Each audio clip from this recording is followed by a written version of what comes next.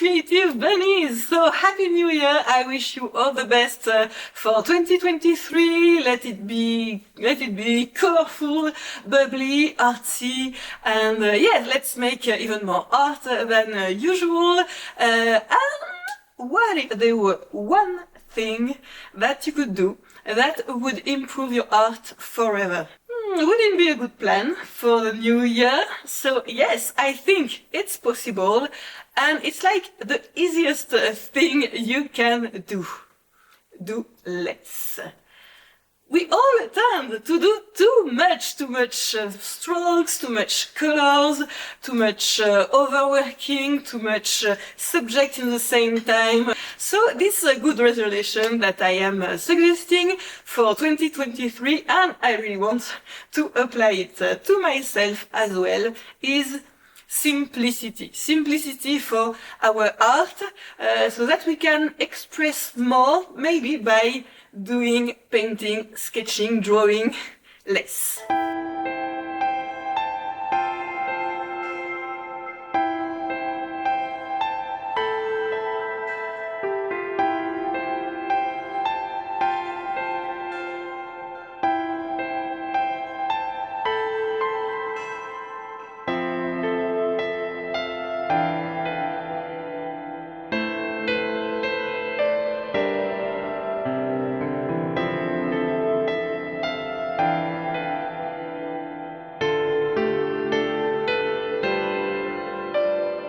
So of course, this doesn't mean that our art is not going to be cheerful, joyful, colorful, maybe full of splatter or something, but just maybe that we try to focus our approach and our strokes depending of what we want to express, what we want to show, so that our art is more significant.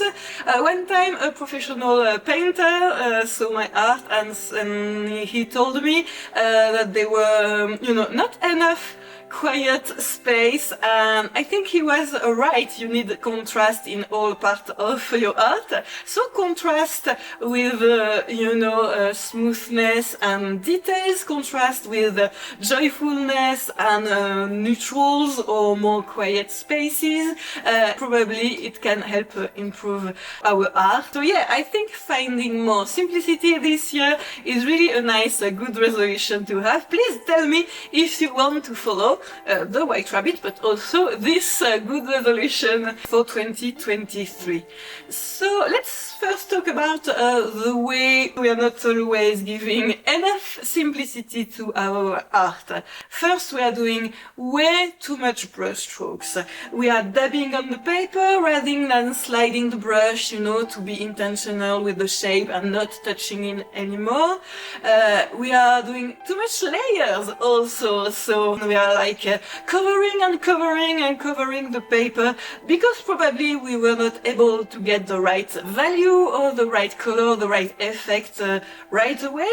But I'm sure that with practice we can do, and the first layer for me, it's always the most fresh and the most beautiful. So it's such a shame to cover it with so much layer when it's not really intentional and a real layering watercolor approach, And also, eventually, our pieces suffer from a lack of simplicity when we overwork them, and we think that adding one little touch after one other touch is improving our piece as we go, but it's often not the case. It's not often the case. Oh, there's a cat out there. There is someone that wants to say hi for you in 2023, because at the end of 2022 we got a dog. So Taiga, you can say hi to our international followers. And so, for sure, you are not a white rabbit, but a white dog. So cute. How do we say? Australian Shepherd. Ah! Want to bite the white rabbit. Oh! Help me, please help me! Right, poor white rabbit. Alors, viens là, comme ça. Oui. Wow, so much love. See you later. We think that adding one little touch after one other touch is improving our piece as we go, but it's often not the case. It's usually kind of getting worse and worse when we add a thing. So I think watercolor is really a medium of simplicity. There is this pristine white paper that we have to preserve, the transparency of the colors, the pigment, the way they are kind of alive on paper. And the more we add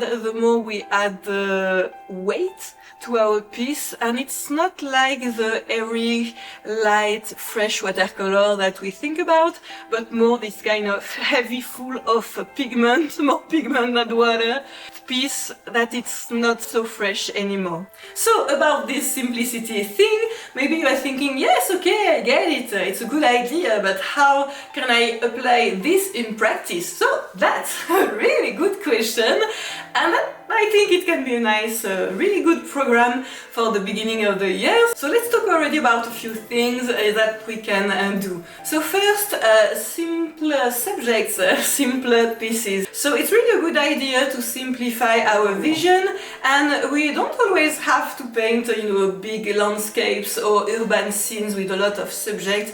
I think sometimes, the day-to-day items that we are all around us at home are so beautiful, and so rather than painting the Christmas tree, just choose a nice ornament ball and paint it, for example. It's just a nice way and the simplest way ever to have a simpler approach this year, to choose just one subject or the other one, but not always wanting to put them all in the same piece.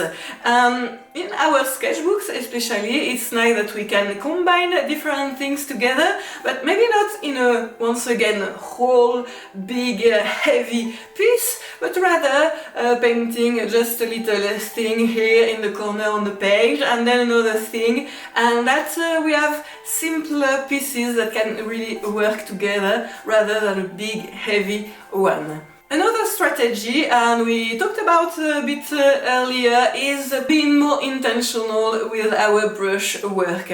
So I have been thinking about this kind of challenge for a long time, and I don't know at all how it's going to turn out, but I thought that it could be fun to give ourselves a kind of challenge, like the less brush strokes possible challenge, like you try to paint a flower with the fewer brush stroke possible, and this can, I'm sure, help to be more intentional with our painting and making them, simpler and whiter and preserve the paper and everything. So I will probably try to offer this kind of videos. I think it can be really fun, and I don't know if I will finish with 5, 10, 30 brush strokes and thinking that it's a good result. So we will see, we have to try. I think usually we probably use hundreds and hundreds and maybe thousands of brush strokes, so even if it's only 50, I guess it can be a win. So please tell me if you're interested to take this kind of challenge as well during the year, to kind of apply a calligraphic, simplistic approach to your watercolors sometimes. As another fun idea to try, simplifying our work by reducing the time frame allowed.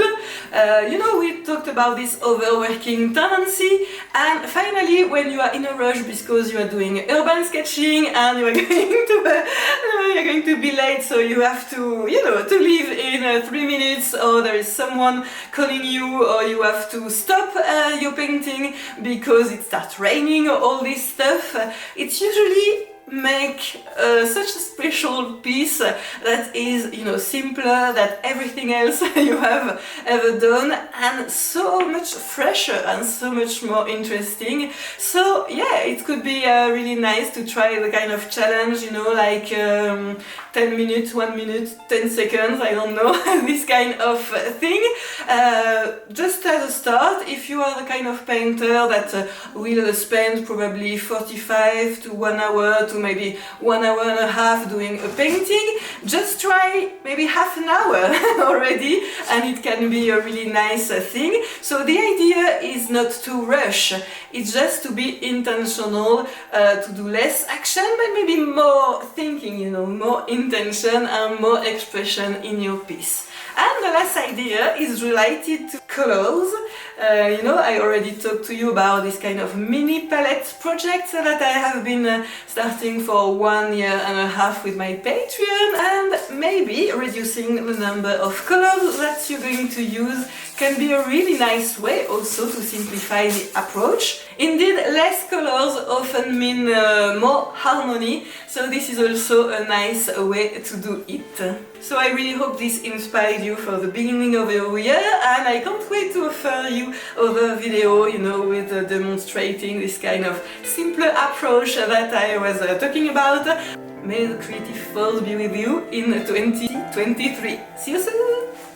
Au sol, Taiga, au sol, au sol. Eh? Ah yeah? You want to say hi? Goodbye! See you later! Ah, bon ça y est, t'as eu ton apparition, t'es content?